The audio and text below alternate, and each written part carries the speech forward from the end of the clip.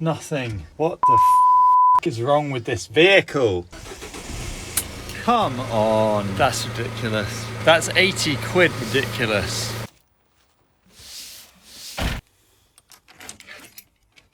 My van is dead to the world. I mean, it's not even turning over. I drove it over here this morning and it started fine, no problems whatsoever. But suddenly it's not starting at all. Before we get stuck in, I have a message for you, my new viewer.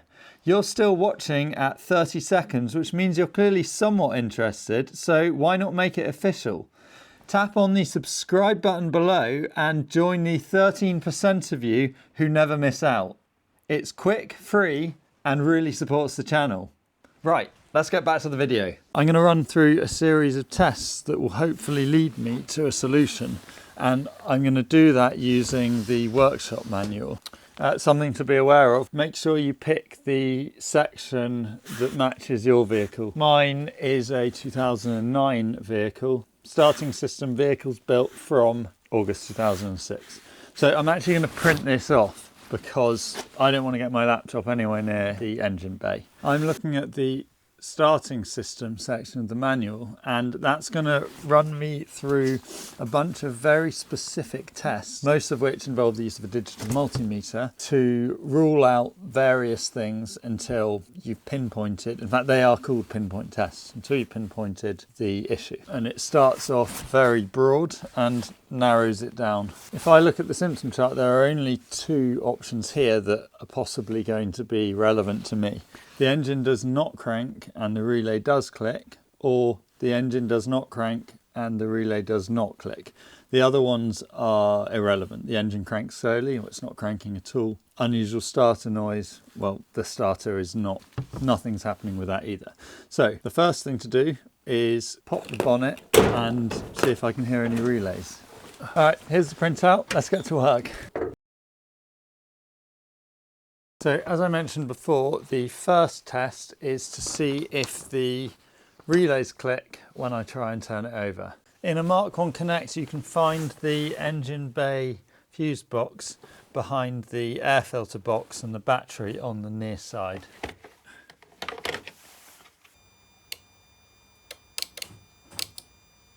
Okay, so that first test I carried out, we could hear the relay clicking.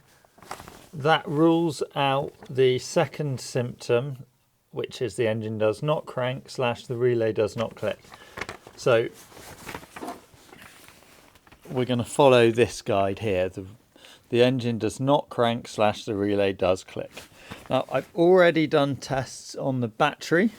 I disconnected all terminals from the battery, gave all of the contacts a good clean, and then reinstalled them onto the battery. Now if you're going to do that, make sure you jot down the radio code, because disconnecting the battery will wipe the memory from the radio and then you won't be able to use it unless you've got the code to input, so heads up there. I've also tested the relay, but it was really fiddly to film, so have a look on YouTube. There'll be one telling you how to do it for a Ford relay specifically. So that moves us down to testing the circuitry. And this wants us to go to pinpoint test A. The engine does not crank / the relay does click. So the first one, we want to check the voltage to the starter solenoid, and it wants me to start the engine for that, and that's a slight problem because the engine isn't starting. In order to get the engine going, I'm going to run an exciter cable from the positive terminal of the battery down to the switch on the starter solenoid. So I've got the van jacked up, it's in neutral, and now I've just got to turn on the ignition to 0.2.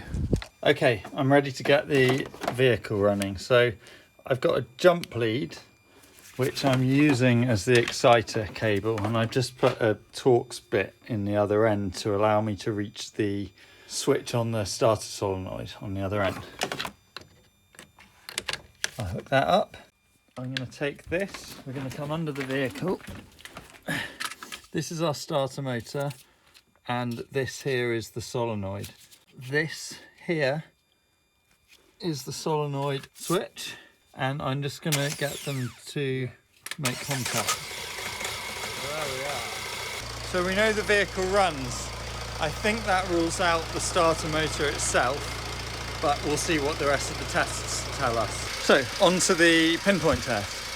We've got the engine going, and we now need to measure the voltage between the starter motor terminal 50. Terminal 50 is sometimes represented as the symbol S, the starter motor side of the solenoid. The other large nut on there, that is terminal 30, sometimes denoted with a B for battery side. So we're going to test the voltage between the terminal 50, the starter side, the motor side, and the ground, the earth of the battery. And if the voltage is greater than 10 volts, we're going to go to test A2, and if it's not, we'll go to test A3.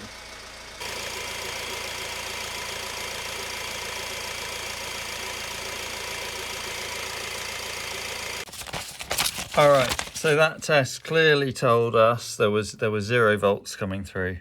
Is the voltage greater than 10 volts? No, so we're going to go to test A3. Ignition off, yeah. Disconnect starter relay R13, and then measure the voltage between the relay pin, I can't see, I have to go and look on my laptop, pin something, and ground. And then we're looking for a voltage. So we need to remove that relay, and we can refer to this handy diagram. Relay 13.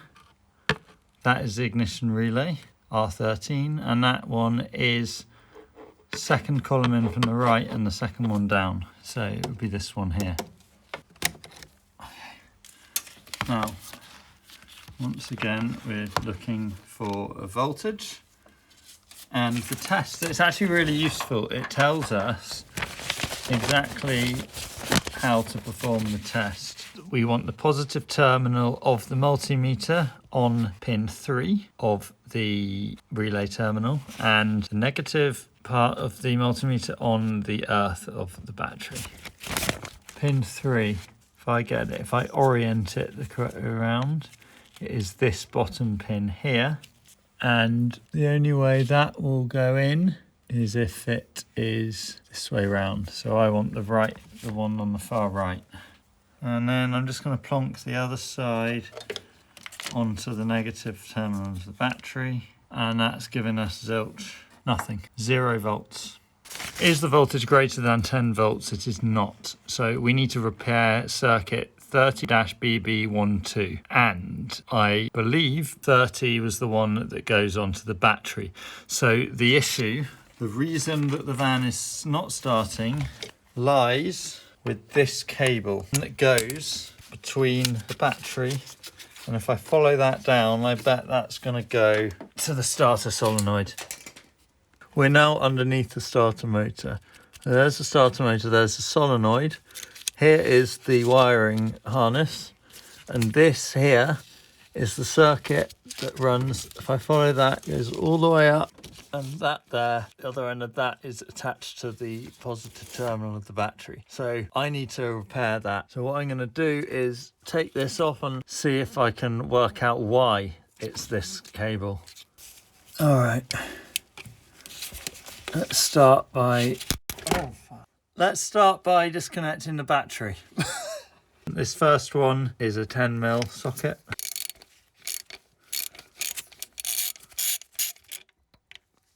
There we are.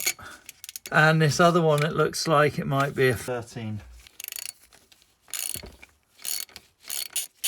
We got it.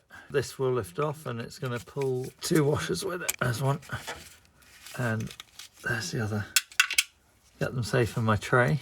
So now I think if I can open this up, or maybe, there we go, you just pull it out. Blimey, that's quite corroded there, isn't it? I reckon this here is the area. I think this is what's causing the power to not come all the way through. So the pinpoint test says to repair the circuit. I'm going to go one better.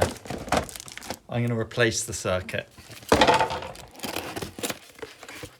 This should solve all of my issues. It's been detached from the starter solenoid, but it's still fixed to the alternator.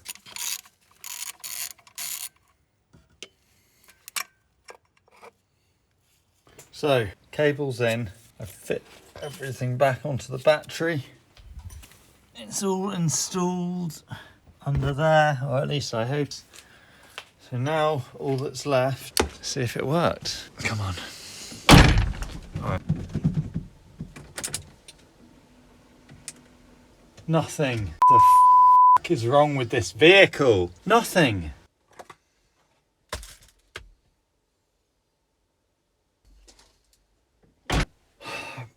I gave up and sort of came back to look at it this morning and thought I'd have another look at the fuse box in the engine bay.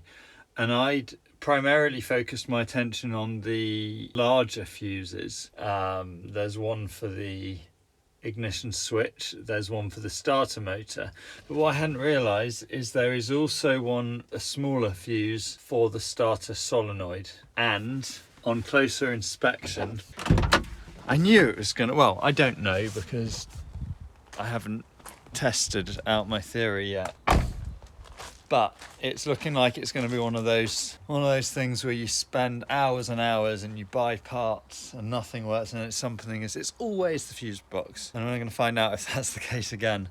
So fuse 12, 20 amp starter solenoid in the engine compartment, fuse 12. So fuse 12 is the third one along. Fuse 10, 11, 12. That is fuse 12. That looks pretty blown to me. I mean, something's happened in there, hasn't it? Right. So I'm going to put that one to the side, and I'm going to take the other 20. It's something to do with the heaters. I can't remember what, but I don't think it will be particularly important for starting the vehicle. I'm going to pop that in there, and we're going to see if this thing will run. Keys, there in the bonnet.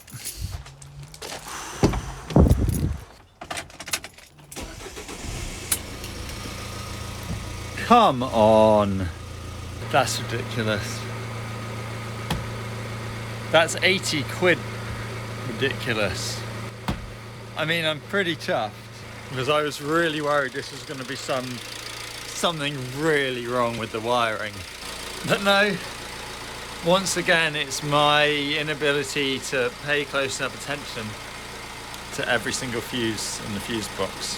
When I started troubleshooting, I followed the path for the engine does not crank, but the relay does click. I focused on the relay because I heard clicking and assumed it was functioning. But I overlooked the possibility that I was hearing other relays.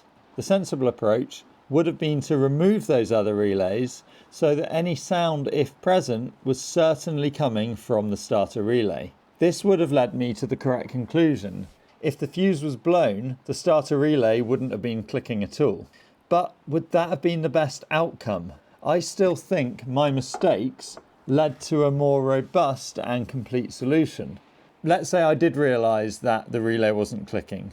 I'd have just replaced the fuse and gone on my merry way, potentially breaking down in the middle of nowhere rather than right outside my workshop. In the end, taking the longer route saved me from a potential breakdown on the road. Ooh, finally, I finished pretending to be me from 2.5 years ago. I can get this itchy hat off my head. Thank you very, very much for watching this far. I hope that is going to be useful to some of you if you have a breakdown and can't work out why. If you're new here, then please subscribe to my channel. You can click the button just down here. It helps me tremendously, and I mean, it costs you nothing, so you may as well do that. See whether you like my upcoming videos. I've got the rest of my van conversion to finish and a load of other projects in the pipeline. Next week, I'm finally going to upload the Max Fan Dome Vent video. I keep saying it's the next video, but I just need to get around to editing it, and it's rained for the next week, so I've got no excuse for stuff to get on with in the evenings. Right, that's my channel plug out the way. I'm going to go and get wet. I've got to walk up to my van.